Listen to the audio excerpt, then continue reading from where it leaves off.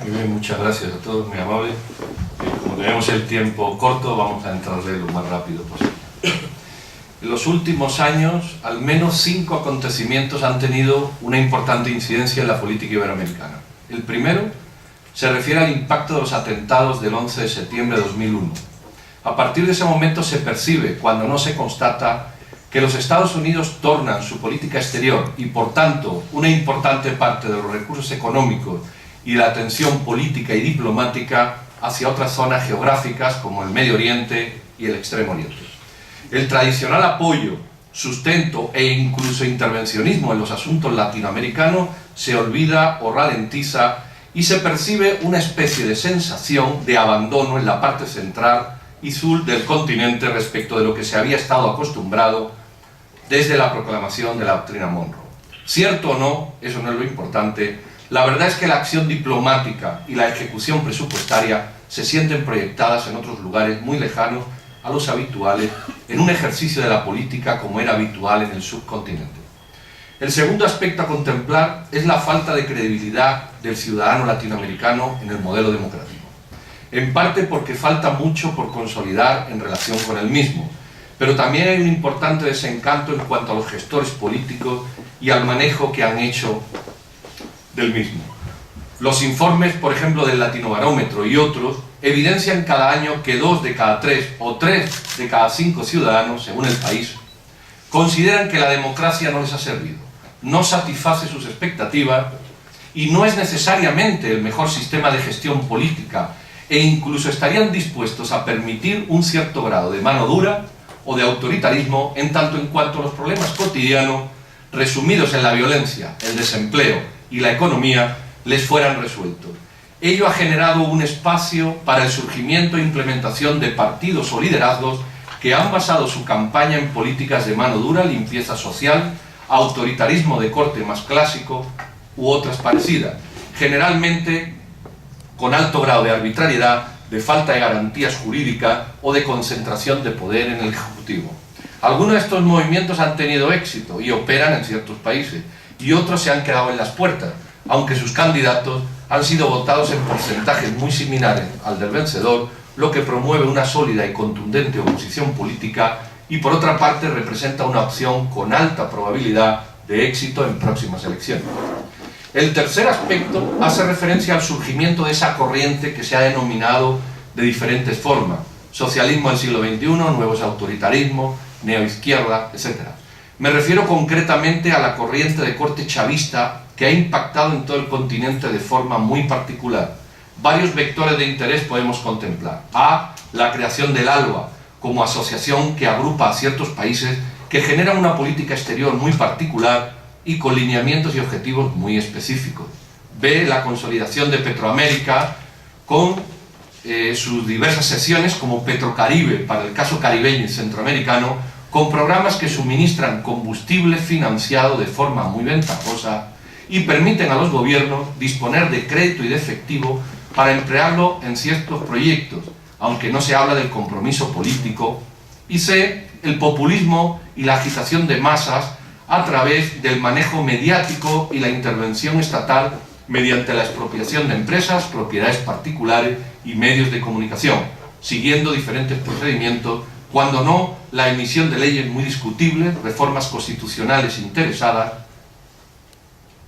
concentración de poder y una política exterior concreta que se extiende progresivamente. El cuarto elemento de análisis fue el triunfo electoral del presidente Obama en los Estados Unidos. El fin del gobierno del presidente Bush representó o se sintió de alguna forma como un alivio. De pronto un nuevo presidente con características muy diferentes al anterior llega al poder y se visualiza o se presiente, lo que no quiere decir necesariamente que así sea, una política exterior respecto del hemisferio distinta. La última cumbre de las Américas, celebrada en Trinidad y Tobago, centró la atención especialmente cuando el presidente Obama lee su discurso y termina por decir: estoy aquí para lanzar un nuevo capítulo de las relaciones que será sostenido durante mi administración. O al afirmar que las relaciones entre los países americanos iban a ser de igualdad, lo que provocó una reacción interesante, sin percibirse del todo que el concepto no solo indicaba derechos, sino también obligaciones. En cualquier caso, la cumbre es un punto de inflexión y pudiera ser la inauguración de una nueva era de relaciones con el sur de América y del papel de la Organización de Estados Americanos, al crear un espacio de relación política oficial al mismo nivel, lo que significa que cada país americano debe terminar por dejar de pensar qué hará Estados Unidos por ellos y hacer una introspección para comenzar a elaborar de forma independiente su propio futuro. La crisis de Honduras creo que refleja este distanciamiento prudencial, aunque no absoluto, de los Estados Unidos respecto de la intervención que ciertos sectores siguen reclamando o esperando. Algunos discursos del presidente Arias de Costa Rica y de Alan García de Perú sí supieron captar esta nueva era que inicia la OEA y la política exterior norteamericana respecto de Latinoamérica, dejándola plasmada en alguna de sus intervenciones. El último de los puntos sobre el que me gustaría reflexionar es la crisis económica que sufrimos. En economías con alto grado de dependencia, como son la mayoría de las latinoamericanas y especialmente las centroamericanas, el impacto ha sido importante y significativo. Los crecimientos nulos o negativos previstos para el presente año y la importante reducción de las remesas que enviaban los emigrantes, a la postre uno de los rubros más importantes del Producto Interno Bruto, si no el de mayor peso, supondrá un significativo impacto negativo en las maltrechas economías de la región. Por otra parte, para los Estados Unidos, el conjunto de la economía iberoamericana ha dejado de representar un porcentaje siquiera significativo, habiendo sido sustituida por las relaciones comerciales crecientes respecto de los países de Extremo Oriente, particularmente China y otros tigres asiáticos. Por tanto, no solo la crisis golpea las puertas de Centroamérica, sino que la región y toda América Latina en general ha reducido su porcentaje de intercambio comercial y por tanto perdido protagonismo en las relaciones exteriores y la atención de la que antes gozaban. Estos 5 factores, aunque evidentemente se podrían contemplar otros muchos, han transformado la geopolítica iberoamericana y generado una nueva era de relaciones no solo con los socios del norte, sino también en el resto de los países. Centroamérica no ha estado ausente del contexto antes descrito, más bien ha sufrido los avatares de esos rumbos y muestra todas las características en diferentes formas entre los países que integran la región y con el resto, pero dentro de los márgenes que se han comentado. Cabe preguntarse en este momento cuál es la razón de que una región que finaliza los conflictos armados en los 90 no haya terminado de proyectarse, crecer, desarrollarse, integrarse o consolidar un sistema político donde la gestión democrática o republicana terminen por afianzarse. Muchos datos podríamos tomar en relación con indicadores institucionales, desarrollo humano, libertad económica, percepción de corrupción, etc. Sin embargo, me gustaría detenerme en el índice de gobernanza que propone el Banco Mundial. Si vemos la gráfica, podemos observar que los niveles de gobernanza,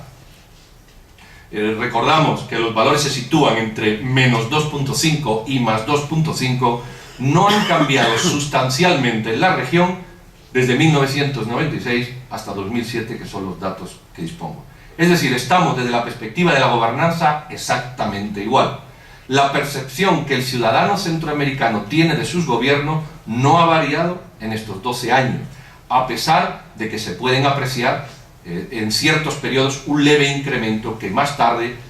tienen una similar caída. Si superponemos los cambios de gobierno en cada país a la gráfica que se presenta y les agregamos algunos importantes acontecimientos, como fue la firma de la paz en Guatemala en el 96, veremos que pueden ser la causa de esos ligeros repuntes. También se puede ver cómo Costa Rica y Panamá tienen valores totales medios por encima de 0, o cómo El Salvador ocupa un tercer lugar más próximo a los 2 primeros que a los otros 3 que se distancian y agrupan mucho más abajo. ¿Qué ha ocurrido para que el sentimiento de la población no haya cambiado y se valore este índice de igual y baja forma? Muchas podrían ser las respuestas, pero parece lógico analizar las 6 variables que integran el índice, que son voz y rendición de cuentas, estabilidad política, efectividad del gobierno, calidad de las normas, control de la corrupción y Estado de Derecho, por el orden de izquierda a derecha.